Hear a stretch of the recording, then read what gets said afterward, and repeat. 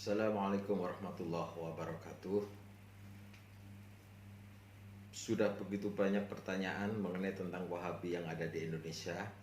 Simpel dari pertanyaan adalah, apakah Wahabi itu benar atau sesat? Dalam hal ini saya tidak bisa menjawab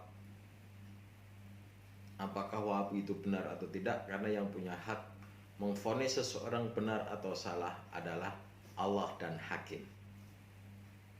Tapi kalau menurut pendapat saya, Wahabi itu benar, karena benar menurutin tatanannya, benar mengikuti aturannya. Tapi kalau yang ditanyakan mengenai kebenaran tentang Islam, ya mari sama-sama kita tinjau. Karena yang punya kebenaran adalah al-haqqu min rabbikum, bahwasanya kebenaran itu datangnya dari Tuhan. Yang punya kebenaran hakiki adalah Allah. Kita sama-sama muslim, kita sama-sama beriman. Akan tetapi tentunya ada orang yang munafik, ada yang musyrik, ada yang zalim dan lain sebagainya. Ini kita kembalikan untuk melihat itu, mengintrospeksi diri. Apakah kita ini sudah benar atau hanya merasa benar? Menyikapi dari pertanyaan tadi, karena hari ini gencar-gencarnya Wahabi berdakwah, mari kita tinjau bahwasanya Islam itu adalah rahmatan lil alamin. Islam itu adalah untuk seluruh umat. Artinya, agar kita bisa diterima ke seluruh umat, agar Islam itu membumi, tentunya harus didukung dengan cara berdakwah yang baik. Ada 4 hal tata cara berdakwah dengan baik, yaitu yang pertama adalah ihtimam, penuh perhatian. Artinya kita harus bisa memperhatikan situasi dan kondisi, memperhatikan budaya, memperhatikan kulturnya, memperhatikan bahasanya, supaya kita tidak terjebak kepada suja'ah. Yang kedua adalah suja'ah. Jangan mencari musuh, jangan mencari perdebatan, jangan mencari perpecahan di antara sesama. Kalau mau menyampaikan itu sebuah kebenaran, sampaikan dengan cara yang baik. Maka sampaikan dengan cara yang ketiga, faliyatalatov, dengan lemah lembut, dengan sopan santun, dengan akhlak cara menyampaikan. Karena Rasulullah SAW telah bersabda, innama bu'itsu liutamima makarimal akhlak, dan aku tidak diutus kecuali untuk menyempurnakan akhlak.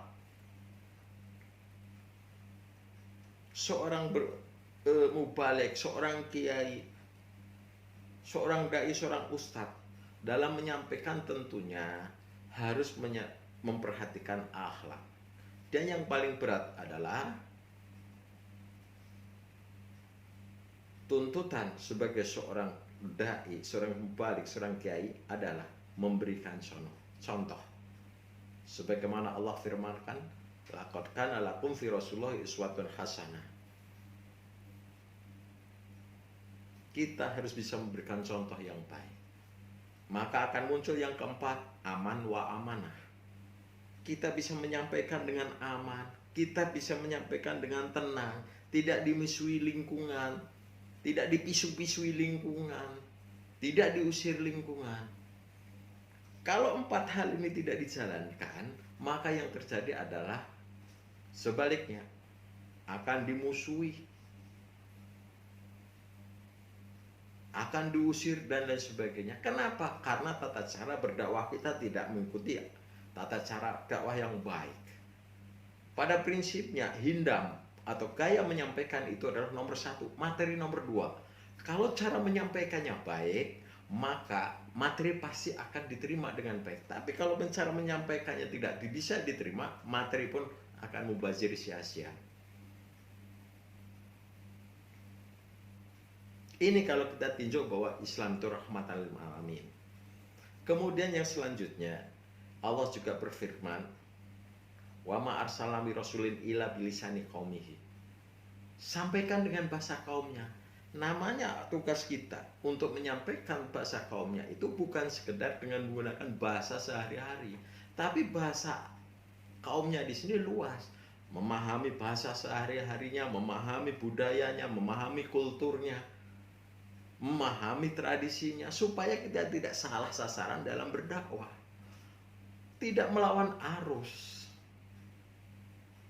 Bunuh diri yang terjadi kalau kita melawan arus bukan mati syahid tapi mati sangit. Ini yang harus diperhatikan.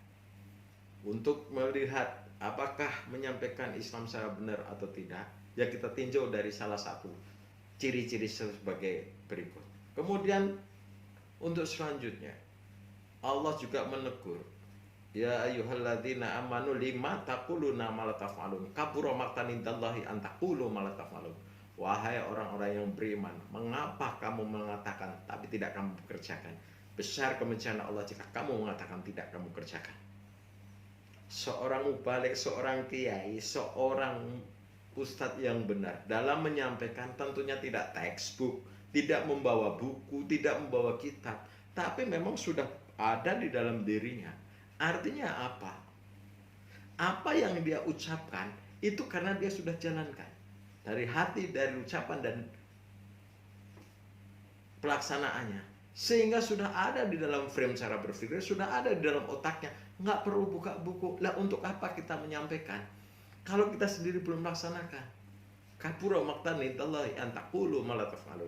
Besar kebencian Allah jika kamu mengatakan tapi tidak kamu kerjakan. Lebih baik sampaikan yang sudah dikerjakan. Nah ini modelnya model textbook.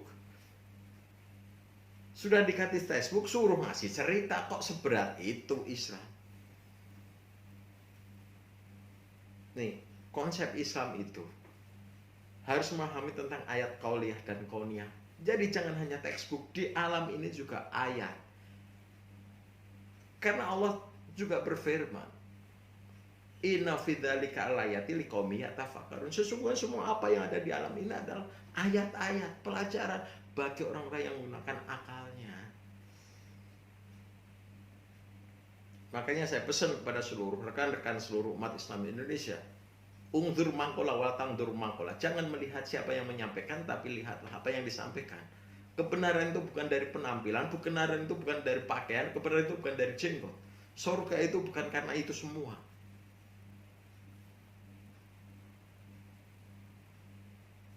Ingat sejarah Christian Snokurgenyo yang mempelajari Islam kurang lebih 13 tahun, paham terhadap Islam, kemudian masuk ke Indonesia, tapi ternyata kita semua tertipu, kita semua terjebak dengan penampilannya. Dia paham Quran, dia fasih tentang kitab, dia fasih tentang sejarah, tapi justru di Indonesia membuat divided it impera, politik yang memecah belah. Ingat pelajaran itu, ingat sejarah itu. Jadi jangan terjebak pada penampilan. Nah, silahkan mengambil sikap, silahkan ambil keputusan. Saya tidak bisa memvonis apakah Wahabi itu sesat atau tidak. Maka gunakan standar-standarnya. Dan Islam itu tidak bukan sekedar dongengan-dongengan. Jadi segala sesuatu harus dicari dongengan-dongengan, bukan seperti itu. Allah itu ada di dalam hati kita masing-masing. Allah itu ada dalam hati, bukan di dalam buku itu. Percaya sama buku bukan berarti kita percaya sama buku, nah, ajarannya, tapi ajarannya di mana? Wong kita sudah diajari dari dulu.